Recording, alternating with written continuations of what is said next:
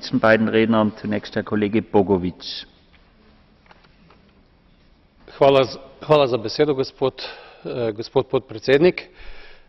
V Sloveniji smo že večkrat nasprotovali netransparentnemu umeščanju plinskih terminalov v Tržaškem zalivu v neposredni meji med Slovenijo in Hrvaško.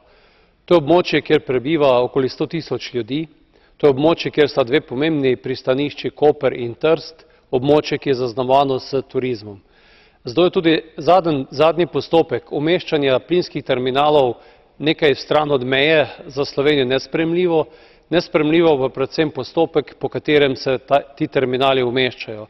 Kajti slovenske okoljske organizacije, vlada Republike Slovenije in ostali pomembni akterji niso bili vključeni v ta postopek. Zato v Sloveniji pričakujemo, da se Slovenija, Italija pa tudi Hrvaška dogovorijo o umestitvi plinskih terminalov in da postopek poteka v skladu z evropskimi normami. Hvala lepa.